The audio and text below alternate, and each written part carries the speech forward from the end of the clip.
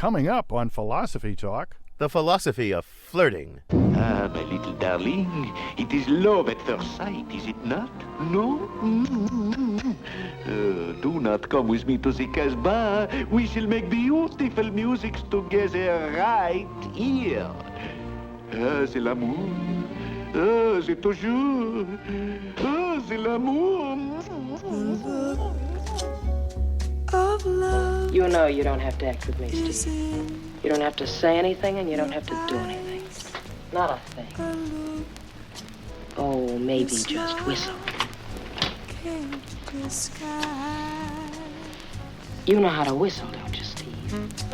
You just put your lips together and blow. Our guest is Carrie Jenkins, expert flirter and expert philosopher from the University of Nottingham. The Philosophy of Flirting, coming up on Philosophy Talk after the news.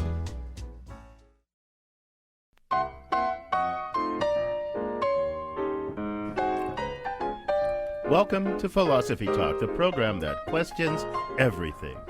Except your intelligence. I'm John Perry. And I'm Ken Taylor. We're coming to you from the studios of KALW in San Francisco. We're continuing conversations that began at Philosopher's Corner on the lovely Stanford campus. Our topic today is flirting. Now, in the first part of our story, we're going to try to define flirting. You're at a dinner party. You spend the whole evening in conversation with a very lovely person. Afterwards, your partner angrily accuses you of flirting with that person all night. You insist you weren't flirting. You were just being friendly. Now, what's the difference between flirting and friendly conversation? Between flirtation and seduction? After we've answered all those questions, or at least explored them a little bit, we're going to move to the psychology of flirting. Why do people flirt at all? Is it something that evolution bequeathed to us? Do men and women flirt for the same reasons? I mean, there's an old adage that says men flirt for sex, women flirt for attention. Are we the only animals that flirt? And in our final segment, we'll circle around to ethical questions about flirting. Is it cheating to flirt with somebody other than your partner? Is flirting without intending to take it further a form of dishonesty? Is it all right to flirt your way to the top?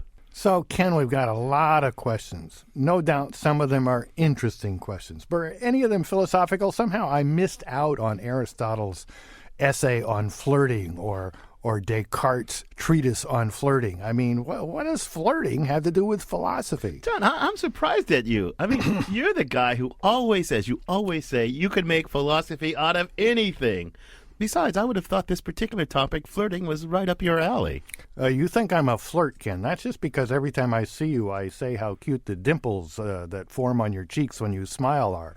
But actually, you may not know this, but everybody says that, right? Well, has nothing to do with flirting. Well, it's not because you're a flirt that I thought it would be interesting to you. It's because you're such an astute and subtle student of human communication. I mean, flirting is a highly sophisticated, highly subtle form of communication, and it raises all sorts of interesting philosophical questions. Okay, but where does the rubber meet the road here? Give me two philosophical questions that have to do with flirting. Well, first, exactly what is flirting? I mean, that's kind of puzzling, don't you think? It has something to do with intimations of romance or sex, but not everything that intimates romance or sex is flirting. So what's the difference? What distinguishes flirting from these other kinds of things? What's the essence of flirting? Yeah, that was a very cheap victory, Ken. I mean, yeah, you can make philosophy out of anything. What's the essence of being a telephone or a cup or a pane of glass or a nose?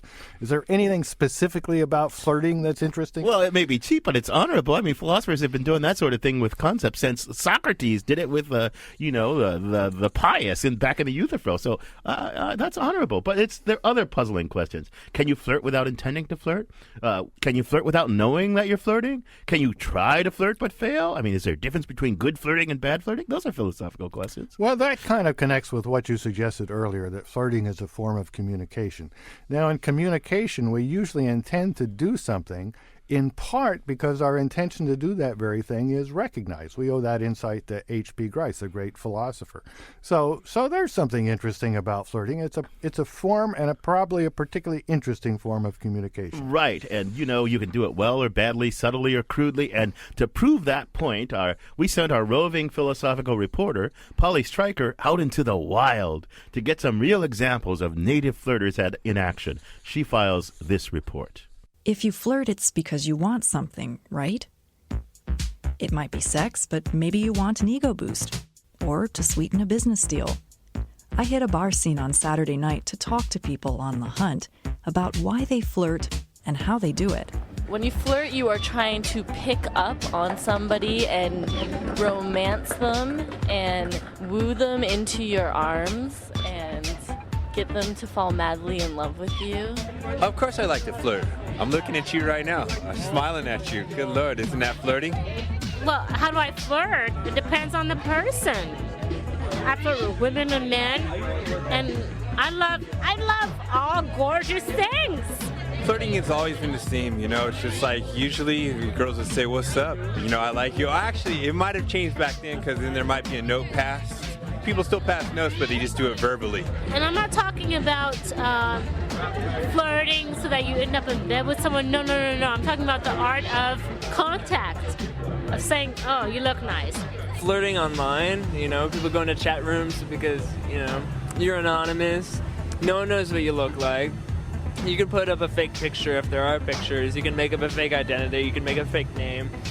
You can be whatever you want to be. It's some sort of virtual fantasy idealized forum.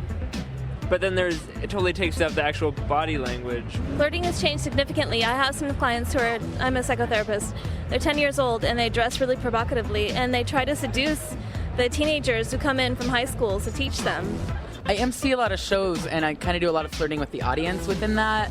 Maybe not in totally sexual or sensual ways, but certainly a lot of flirting with the audience psychologically, emotionally, to bring them in, because I think that's what a lot of flirting is like kind of like opening something up and bringing someone in.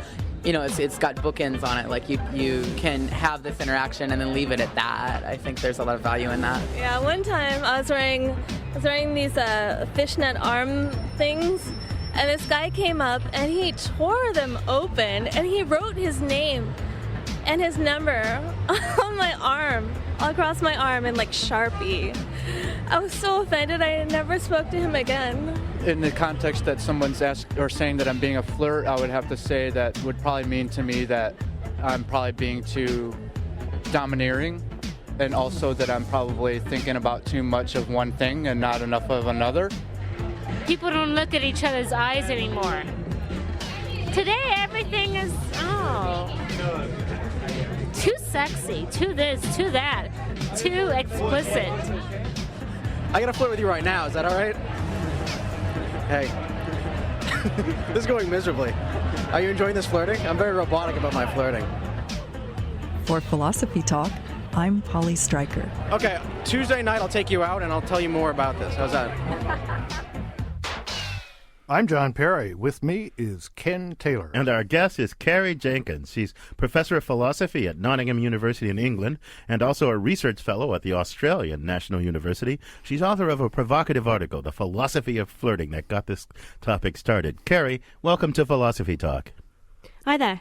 Hi, Carrie. Now, we missed our chance to interview Heraclitus about change. We missed our chance to interview Plato about justice. We missed our chance to interview Hume about induction. Each of those great philosophers founded a problem, but died inconveniently for us long before we got around to interviewing them. But with you, you're a first. You're the philosopher who's starting a new problem, which will probably last for millennia. And we get to talk to you about Philosophy Talk. So how did you get interested in this topic of flirting? Well, it's quite a cute story. So my partner and I, we're both philosophers. We both work at Nottingham. Yeah. One evening we were at a philosophy conference in Lisbon, and we had decided we would go out for dinner by ourselves. It was quite early in the relationship, And so we decided we'd go to this lovely Italian restaurant. We were having a candlelit meal. Any two normal people would be getting on with doing some flirting. But we're both philosophers. What we were doing was we decided we had to analyze flirting. We had to work out what it was, what it would be to do some flirting, and see if we could come up with a view. So you were flirting by meta-flirting, as it were? Exactly. We were flirting by talking about flirting. Yeah. So only philosophers do this. So subsequently you wrote an article, and how? So what did you come up with? How do you define flirting? Yeah, so that's right. So I think it's all about intentions and attitudes and beliefs. The intentions, attitudes, and beliefs of the person doing the flirting. So let me just talk about intentions for a bit. and talk about a particular example which might help to motivate the distinction I want to draw here. So I hear that if you go to Italy, particularly if you're female, I think, then if you fiddle with your earlobes there, that can be interpreted as a sexual come-on. So imagine that you're someone who doesn't know this, and you go to Italy and you sit around and you fiddle with your earlobes a lot in the presence of one particular young man. Then that, without any intention, of course, of giving these kind of signals, that, I think, is not a case of flirting because you don't have the right intentions. So I want to call it a case of flirtatious behavior, where that just means, in that social context, it's likely to be interpreted that way. It's sort of a conventional way of flirting. But you could display this flirtatious behavior without flirting because you don't have the right intentions. So you can't flirt without the intention to flirt. Do you have to also intend that the flirtee will recognize your intention to flirt? I think you have to believe something about your flirtee. You have to think that they're capable of responding in some way. It might not be the way you want. Well, right. I mean, that's right. I mean, 2 points about that. I mean, I'm going to use a made-up example. Take a crude teenage boy. That's not made up, Ken. Yeah, that's a ubiquitous. teenage boy who wants to flirt with a lovely teenage girl, right? And he thinks, for some strange reason, that if he moons her, that'll turn her on. So he moons her. Yeah. He moons her. Now, was he intended to, do something? He raised intimations of romance or sex, but did he flirt with her? But he had the right kind of intention, but jeepers. Well, what do you think, Gary? Well, so he might well have done. It depends. So there's a few other conditions that I think he'd have to meet. So one of them is I don't think you're flirting unless you're being playful in some way. Mm-hmm. So, but this is the kind of thing that he might have done. Mooned her. Yes. Yeah, he playfully mooned her. Yeah, and the other thing is, and again, I think he's going to meet this condition. You have to be sort of there has to be a kind of worldly wiseness about the way you're doing this. So, if you're just playing at romance, say two little kids playing a game of weddings. They're not worldly wise. They're not doing this in the right kind of knowing way. So they're not going to count as flirting either. But this guy, he might well be just flirting really badly. So kind of applying speech act theory to this, we might say, well, he's flirting because he intends to flirt, and he intends his intention to flirt be recognized, but he's doing it badly. Maybe because the flirtee doesn't even recognize what he's trying to do, but thinks he's trying to insult her. Or maybe she recognizes what he's trying to do, but it doesn't have the desired effect. She has no desire to flirt in return, and is kind of turned off. I think he's just a crude bore who doesn't know how to flirt. And so I'm not sure he even succeeds in flirting. But I want our callers. I hope we have lots of callers about this, and you can join us by calling 1-800-525-9917. That's 1-800-525-9917. I know we have a lot of experienced flirts in our audience, but So cue up those. But Carrie, let me ask you something else. Okay. Sure. About this recognition thing, I think, do you know this result in psychology about arousal and danger? There's this result. So you take a guy on a bridge, a dangerous bridge in a beautiful place, and a woman walks up to him and once says, "I'm doing a survey about beautiful places," and he hands him a questionnaire and then gives him her phone number, say, "Call me back if you have any further thing," okay? And then she walks up to a guy in a similar setting on a non-dangerous bridge and does exactly the same thing. The guys on the bridge report being highly attracted to the woman and by and large and are much more likely to call the woman later, right, to follow up, right? And the guys on the secure bridge don't do that sort of stuff. And the guys on the bridge think they're aroused because of her, right? They don't attribute their arousal. Suppose I know this. Suppose I put you on a bridge on our first date, a dangerous bridge, and I intend thereby to arouse sexual interest in you. Have I flirted with you? I have the intention of doing something designed to bring about sexual arousal in you. Have I flirted? Did you do it playfully? Yeah. I did it Yeah, playfully. you might well have done. I mean, this would be a highly unorthodox method, right? It wouldn't be flirtatious behaviour in the sense that I defined earlier, right? Because the cultural norms that we work by don't recommend this as a traditional way of flirting. But yeah, I think I'm going to challenge you on that a bit after the break. I don't think I agree with you. You're listening to Philosophy Talk. Helping us define flirting is Carrie Jenkins from Nottingham University. Coming up, we're going to look at the psychology of flirting. Can you flirt without intending to? We've talked about that a little. Do men and women flirt for different reasons? Is flirting like an art form or just something that comes natural to sexual beings? What do you think? You can join us by calling toll-free at 1-800-525-9917. I'll repeat, 1-800-525-9917. The psychology of flirting, plus your calls and emails when Philosophy Talk continues. What you got cooking? How's about cooking something up with me? Have you ever tried to cook something up with somebody good-looking or somebody not so good-looking, for that matter? Of course you have. But why? Why did you do it? To get attention? I mean, why do people flirt? Is it really to get sex? To get a promotion for the fun of it? To pass time? This is Philosophy Talk, and I'm John Perry. And I'm Ken Taylor. Tell us your thoughts. The toll-free number again is 1-800-525-9917. That's 1-800-525-9917. Or you can email us at comments@philosophytalk.org. Our guest is Carrie Jenkins from Nottingham University, who's written a provocative article called The Philosophy of Flirting. So, Carrie, I want to take you back to this intention thing, and a playful intention. I'm not sure I'm not sure I agree with you about something, right? If I don't intend... Why don't you repeat the example? The example was from the psychology literature, the connection between danger and arousal.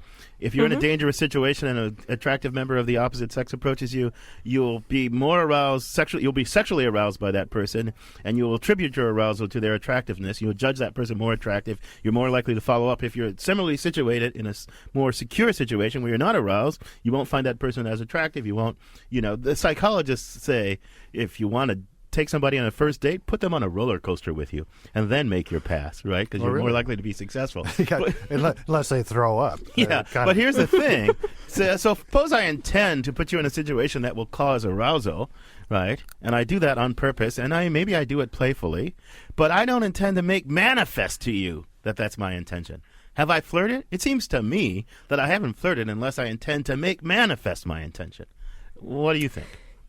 That's a good question. And I think that, I think you can definitely flirt without intending to make manifest your intention.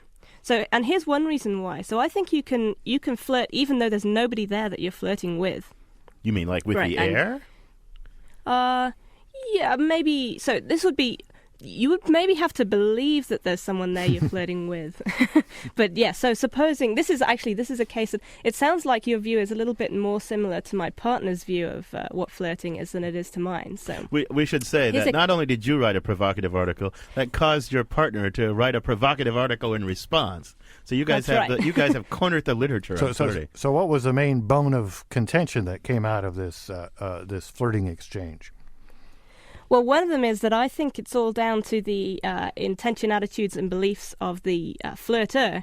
But my partner Daniel Nolan thinks that actually lots of things about the flirtee can matter as well. And also things like, how badly you fail in your attempts to flirt. So according to me, it's just a matter of your intentions. And if you try to flirt, you'll pretty much succeed in doing it. He thinks no, you can try and fail so badly that you didn't flirt at all. You didn't just flirt really badly, which is what I would say. You didn't flirt at all. So it's a little bit like the debate about insulting. I mean, is insulting something you can do even if there's no uptake at all? I mean, I tell Ken, well, I better not come up with too good an example here. But I say something to someone and they take it as a compliment, but I meant it as an insult. Did I insult them because I intended to, or did I fail to insult because the uptake condition wasn't right? That's a very good question. If you're Gracie and you think the uptake condition matters, right? But let's let some callers in here at 1-800-525-9917. 888-978-5247. This is Philosophy Talk, and we're talking about the philosophy of flirting with Carrie Jenkins, kind of the founder of this line of thinking. And our first caller is Guy in Berkeley. Welcome to Philosophy Talk, Guy. Guy, are you there? Well, we're having a little technical difficulty. We'll come back to you. We'll come back to callers after we get this straightened out. But let's push this thing about I think I agree with your partner, with Daniel Nolan, more than you, Carrie, and I want to press you about this a little bit. Sure. Look, I think flirting is kind of a two-step thing. It's kind of a two-step dance. I present myself to you as in some ways available, right? And I thereby invite you, right, to invite you to present yourself to me as available too, right? I mean, so it's this two-step thing. So it's very attuned to. If you don't uptake it, I don't know. So tell me what you think. Why you don't agree with Daniel? I think that's with me. So these are slightly different questions. Yeah. So there's the question of whether there has to be some presentation of yourself as available and some kind of invitation to uptake. And I don't think that's right. So I think you can flirt with people that you know perfectly well. There is no way it's going anywhere. And you are not inviting them to take it anywhere. Well, right? then you're insincere. You just are having a bit of fun. Not necessarily. Not if they know that's what's going on. If they get so they might get misled by this. But if they know that's what's going on, I don't reckon that's insincere. I think that's just a bit of fun. I don't know. I think that's pretend flirt. Apparently, our phones are fixed. Guy in Berkeley, Are you there? Yeah, can you hear me? Oh, yeah, I can hear you now. We can hear you now. Hi. So I haven't thought about this before, so thanks for this. But it seems to me that flirting is more subtle than what your intention allows for, and that you have to allow for unconscious attitudes and intentions. At least in my youth, I was accused of flirting without knowing that I was flirting, and then in retrospect I thought, well, yeah, I guess I was flirting. You know what I mean? Do you allow for intention to be unconscious, I guess is my question. Absolutely. Yeah. Okay. No, I agree with that 100%, and it can be something that you're not aware of yourself at the time, and maybe you can be brought to recognize it later, but maybe not, and that's fine as long as you have the intention. You know how accessible the intention is to you. That's a different question. Yeah. So there's a famous historic case along these lines. It's when our beloved President George Bush walked up behind Angela Merkel, the leader of Germany, and gave her a playful back rub. Yeah. And she seems not to have had the intended uptake at all, because she looked shocked, offended, and insulted. So I'm just trying to clarify things here. You'd say he was flirting, but your partner would say, no, he wasn't flirting because the uptake didn't come through. Oh, no, not necessarily. So Daniel's view isn't that if the uptake doesn't come off, then you haven't succeeded in flirting. But he thinks that if your attempt is so bad that you should have known there was no way it was going to work, then you won't have succeeded. Right. So the guy with the mooning guy. The mooning guy, exactly. Would be Cases a case like that. An attempt to flirt, but a failure failed to flirt. attempt. I think adjusting for age and the situation, Bush and the mooning guy are pretty equivalent. Tim in San Francisco's on the line. Welcome to Philosophy Talk. Hi, can you hear me now? Yeah, we can hear you now. Okay. You touched a little bit on what I wanted to raise was the difference between flirting and being a tease. Right. And, is it dishonest? But there has to be allowance for not wanting it to go anywhere, and it does just feel good. But sometimes I haven't liked being told by someone else that I was flirting when I didn't think I was, and when I reflected later, I wasn't even, but I could see where someone would say, well, they thought I was. So I guess the question is like right and wrong of the situation that I'd like some comment on, like intergenerational flirting where, there's not an intent or just one comment on someone, someone's beautiful eyes. Is that always, always is a word to stay away from, but is that always flirting? And when it's offensive to one person but not to the person who's receiving it, who gets to define it? Jim, you've asked lots of interesting questions. We're gonna some of them we're gonna delve into more deeply in the third part of the story. But I want to cue up just one of them for you right now, Carrie. The thing about the distinction between a flirt and a tease, right? It seems to me, and I don't know if this goes for or against your approach, that a tease is a person who engages as if to flirt, That is, as if to invite uptake without any intention that there be uptake. Or when the uptake happens, it kind of recoils, right? So how does that fit with your approach? How would you distinguish in your approach between a flirt and a tease? That could be right. I'd want to add a little bit to that because I don't think it's... So you remember this case I mentioned earlier where everybody knows it's not going anywhere and you're just having a bit of fun. I don't reckon that is teasing, right? Because nobody's going to... The person you're flirting with isn't going to be led on or misled in any way. Teasing sounds more like... they are going to think that something's possible here and it turns out that actually it's not, and if they were to try and take it any further, you'd stop them. But there are some cases where you're flirting and you're not intending to take it any further, but you're still not teasing because everyone knows that's what's going on. Here's an email from Shantice in San Francisco. She says, as an expert on flirting, I find this conversation leaves out the role of humor in flirting. Well, it's not quite fair because Carrie has mentioned that it ought to be playful. But anyway, she continues. Humor between two attractive individuals can fire the loins. Can we say that on radio? We just fire did. The loins and create a magnetic atmosphere. Take care, Shantice, flirting expert and registered clinician. Okay. So, Carrie, what do you think about Shantice's expertise? Well, so I absolutely agree that humour is really important for this. It's so as you said, I mentioned the need for it to be playful, and obviously one of the really key ways that something can be playful is if you introduce an element of humour. So I do think humour is really important. Yeah.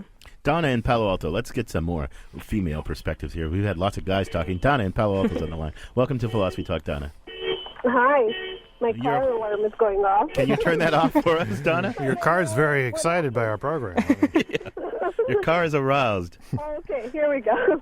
So I was wondering about your thoughts on whether or not you think flirting can be learned or if it's just innate. And the reason I wonder about this is because of something I've seen in my own family. We have two boys, and they're both very different. And the baby, he's now 3, he's been flirting since he was about 1.5.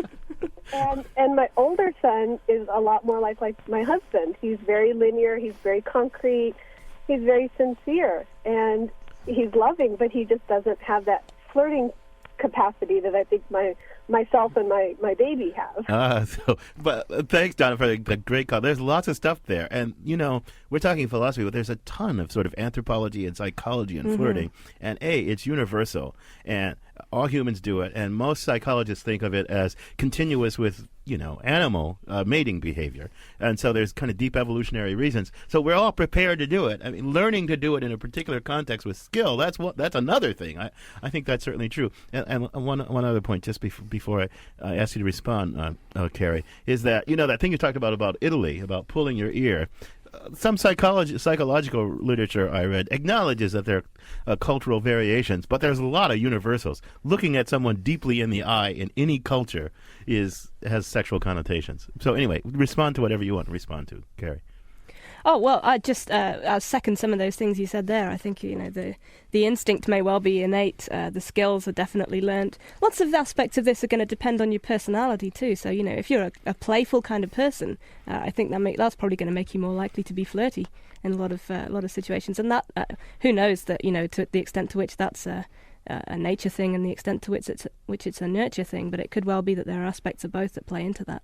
So John from Berkeley sends us an email that makes a couple points. First, he says, Kierkegaard discussed flirting at length in Either Or, especially in the voice of the aesthetic author. Now, I must admit, that had slipped my mind. Yeah. So you weren't the first, Carrie. So you'll just have to go down history. You have to go down history as the one that brought the subject into analytical philosophy. Now, he continues. He says, Don Juan is one of these aesthetic subjects. Here is a figure in the Don Giovanni incarnation who counted 1,003 as his successful seductions. This suggests that we're 1,003 to the power of 10 flirtations. Wow. But was every flirtation designed to raise his total? So, philosophical question, is flirting a subclass of seduction? Well, that's a good question. How do you distinguish seduction from... It had to be a subclass of attempted seduction, yeah. right? Yeah, how do you distinguish seduction from flirtation? Carrie, how do seduction has a success element, right? Yes. If you seduce someone, you got somewhere. Right. Flirting doesn't, right? You might flirt and get nowhere. But an whatever attempted you flirtation. intended. But an attempted flirtation is not necessarily an attempted seduction. Absolutely, yeah. So that's what's the right. difference? Well, and even a successful flirtation isn't necessarily a seduction or attempted Right. seduction. So I think, a seduction, that could be a perfectly serious matter, right? There might be no element of playfulness at all. And there could be, it could happen, you could even kind of have no particular intentions to do this and still, accidentally you've seduced someone. Suddenly there they are in bed with you. And I don't think there's much of an argument that the I think on the flirtation side, the flirtation has to work through this Gricean and recognize the intention. You and I might disagree. But on the seduction side, it doesn't have to work. It can be completely surreptitious, right? Yeah, I don't think the relation is subclass. I think flirting is something that may often be involved in seduction, but they're kind of different things. Now, another issue that we probably shouldn't get into is what counts as successful seduction. I happened to be reading Cosmo Jr. the other day while waiting for one of my granddaughters to do something, and they had a long article about what different ages of kids mean by successful hooking up. But I'll just leave that to one side. We'll tell you. And we'll tell you that you're listening to Philosophy Talk. Our guest is Carrie Jenkins from Nottingham University, and we're talking about the flirtation, right? We've been talking about the psychology of flirting, but now we're going to, in a minute, we're going to dig into the ethical issues, right and wrong. What are the right and wrongs when people flirt? Yeah, give us more calls and emails. They've been a lot of fun. 1-800-525-9917 or email us at comments@philosophytalk.org. The philosophy of flirting, the ethics of it, when Philosophy Talk continues.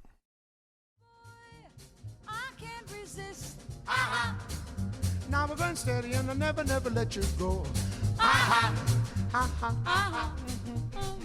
When you're in a committed relationship, is it okay to flirt with other people? If you flirt without intending to carry it further, is that dishonest? Is it okay to flirt as a way of getting a promotion? Ethical questions. That's what we're going to tackle in this part of Philosophy Talk. I'm John Perry, and this is Philosophy Talk, the program that questions everything except your intelligence. And I'm Ken Taylor. Our guest today is Carrie Jenkins, author of the provocative article, The Philosophy of Flirting. And we've got a caller in the line now. Caesar in Oakland's on the line. Welcome to Philosophy Talk, Caesar. Hey, how's it going? Okay, how are you? What's your comment or question? My question is, I just picked my friend up and... You mean as in a bar? You picked her up and... No, just picked her up off the street. She was walking and I saw her and I said, get in the car. Even worse. Yeah, it's getting worse. Okay, anyway, Caesar. And she asked me if her jeans were too tight because she was going on an interview.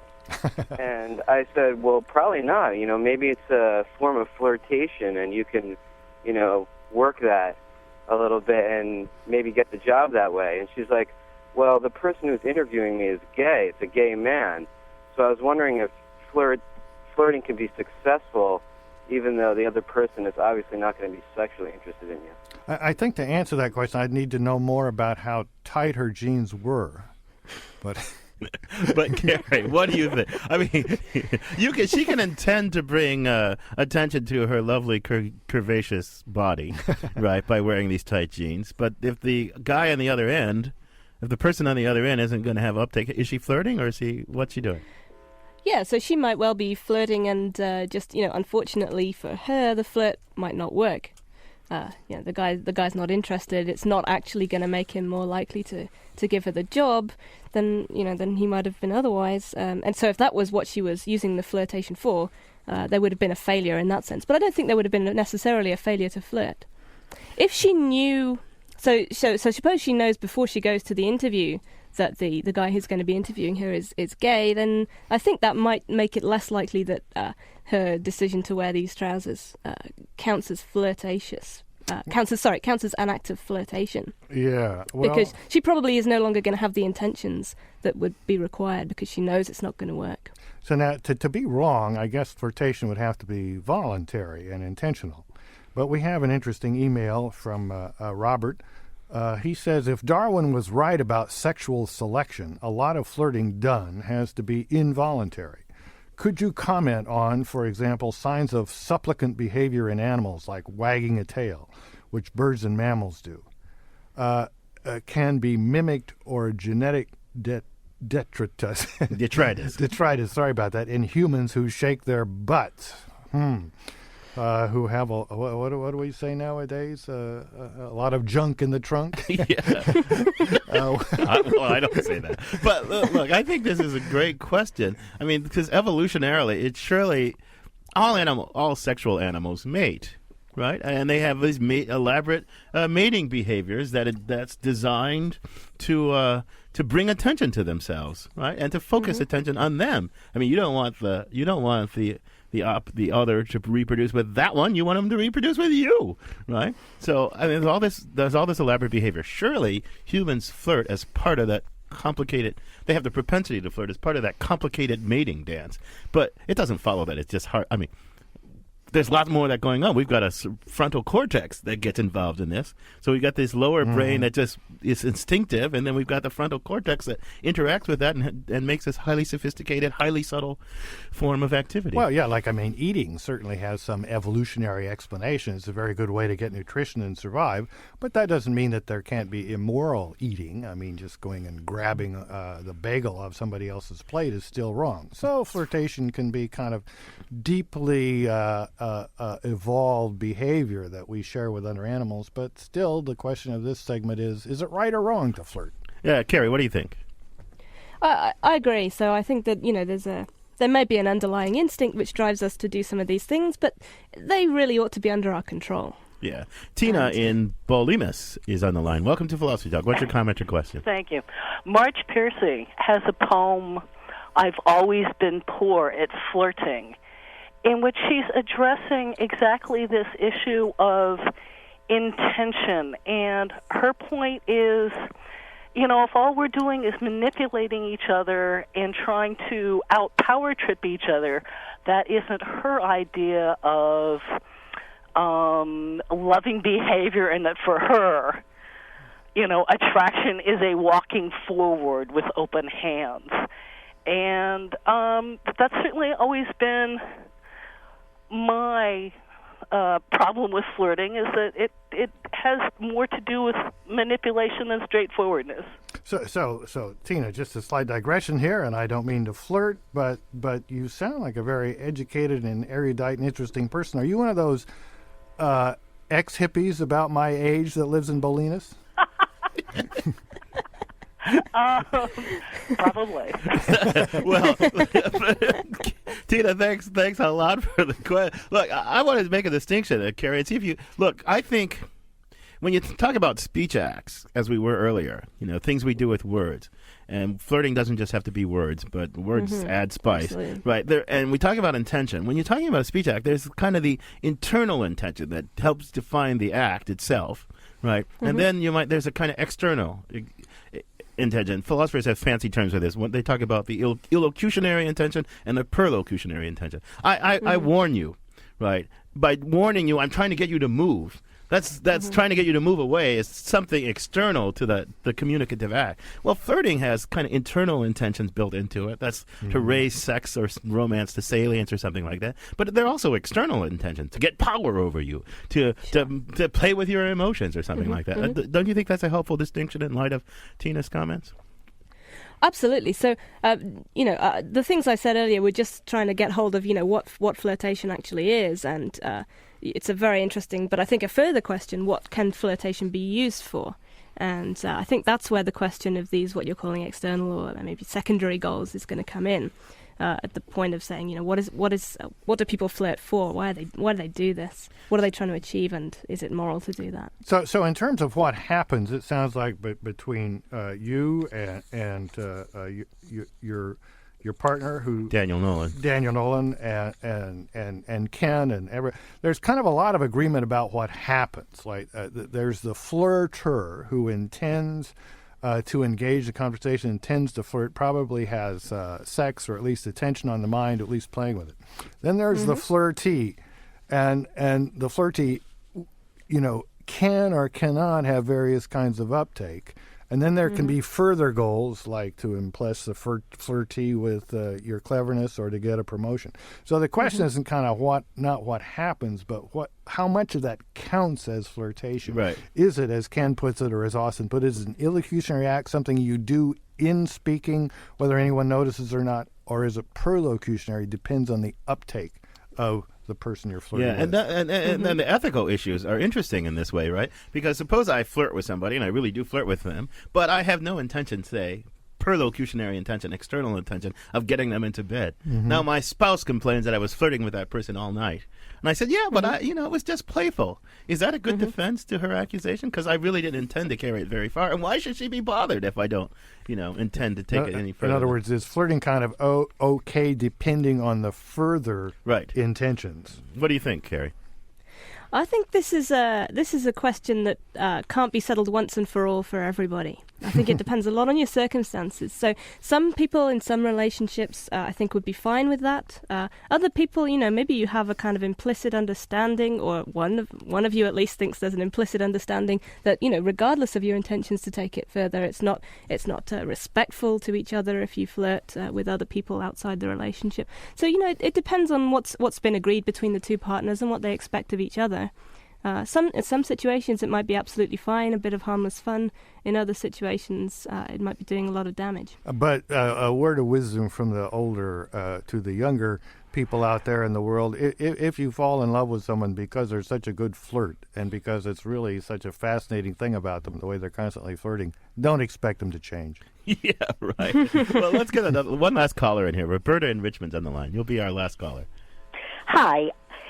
My question really is, if your intention is to connect for your own pleasure in a way to another person so that you feel engaged and alive from human connection, which could go somewhere, could not go somewhere, is that flirting also, where the object of it is the connection? What do you think, Carrie? Thanks a lot, Roberta. Not necessarily. I think there are a lot of, very deep and, important connections that we make with other people, which have nothing to do with sex or romance. So, just a very intimate, friendly connection. And, attempting to make those sorts of connections need have nothing to do with flirtation at all, I think. I think that's a good point, this point about human connection. I mean, maybe with some kinds of people, the only way to connect is flirting. I mean, I suppose if I ran into Paris Hilton at a dinner party and I wanted to start up a conversation, I mean, what would I say? Yeah. What do you think of Dostoevsky? Yeah, right. I mean, let me try another one on you guys. Really, really briefly. Let me try another one on you. Suppose I start flirting with somebody. I thereby invite them to flirt back with me. They take up that invitation and they start flirting with me, and I decide, I don't like this guy so much or gal so much after all. Have I done something wrong? I mean, I've issued the invitation. The other took up the invitation, and then is that like inviting them to the party, inviting them to the dance, and when they get to the dance, not letting them in? So what do you think, kind Carrie? of a semi-contractual I'd say you have Go ahead. I'd say you have the prerogative to change your mind. Well, without sanction, without any kind of disappointment or anything on their part? Well, there might well be disappointment, but I think, these kinds of interactions with people, they have to be, you have to have in order for this to be morally okay, there has to be consent on both sides, and if you find out that it's gone too far for one person, then they have the right to withdraw from it. That seems fine to me. So somebody at a party comes up to me and says, "Wow, are you that guy on Philosophy Talk with that mellifluous voice? I find it so sexy." And I give her a big smile, but there's a piece of spinach hanging from my tooth, and I also have bad breath, and she takes a hike. That's all right. That's okay. That's okay. Well, Harry, on that note, I'm going to have to thank you for joining us. It's been a great pleasure. I've enjoyed it. Thanks very much. Our guest has been Carrie Jenkins, professor of philosophy from Nottingham University and a research fellow at the Australian National University, author of a provocative foundational article called The Philosophy of Flirting. So, John, what did you learn today? Well, one thing I learned is we have a lot of phone calls and emails. People like this kind of topic. We ought to figure out what kind of topic it was. We had a very interesting email we didn't get to that brought up the analogy between flirting and dancing. I just want to mention because maybe some of our listeners can think about that. So I found, as usual, I was right. It's fun to philosophize about anything. Right. And, it turns out, I think it's true. Human beings have honed the art of mate selection and the dance, the pre-dance of mating to a fine and subtle art form, and psychologists study it, anthropologists study it. Why shouldn't philosophers study it? there's really a lot of cool stuff to think about, all this Gricean or non-Gricean. So I think it's really a cool topic. Yeah, I mean, I think, why would I have thought initially, or at least pretended to think that in, all these things that came out of the Speech Act, insulting, promising, an umpire calling someone safe or out, these are all things that philosophers have gotten very intrigued about because they have to do with the nature of Speech Act theory, doing things by speaking. Why would flirting not be as interesting? I guess I thought, it must be trivial because it has this sexual connotation. Right. But it turns out not to be trivial. This conversation, it continues on our blog.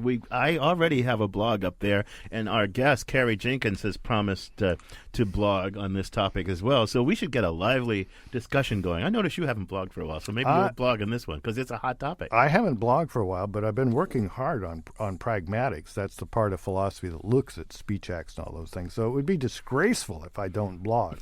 Okay, I'm going to. That's not a promise. That's just a statement remark. A statement of fact. Yeah, there you go. Well, for the final word on all of this, the absolutely final word, we're going to turn to one of history's biggest flirts, the biggest flirt of all in the philosophical realm, Ian Scholes, the 60-second philosopher.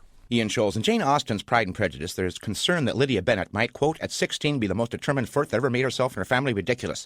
A flirt, too, in the worst and meanest degree of flirtation, and from the ignorance and emptiness of her mind, wholly unable to ward off any portion of that universal contempt which her rage for admiration will excite, unquote.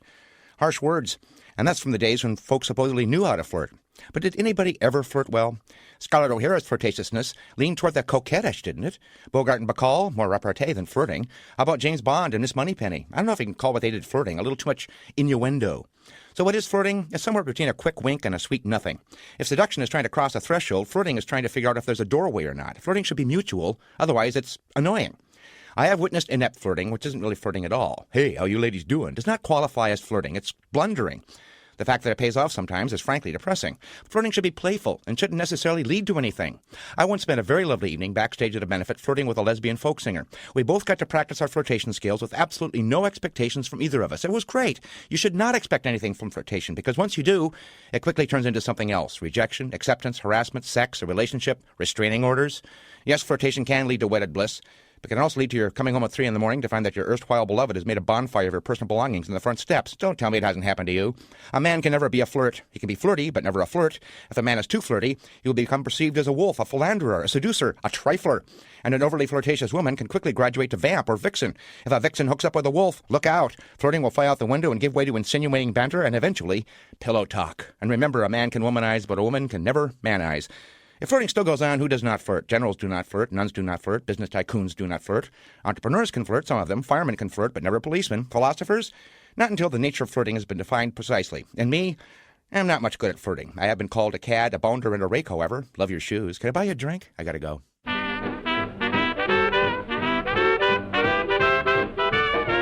Ian Scholes, the only man who can solve a philosophical problem in 60 seconds.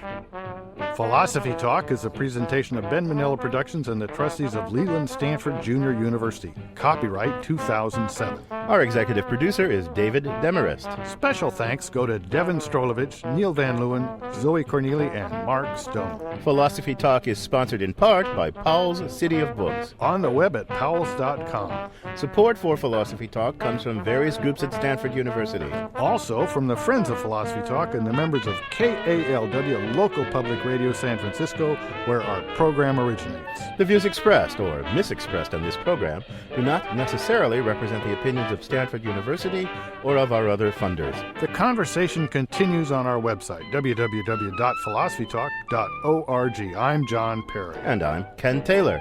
Thank you for listening. And thank you for thinking.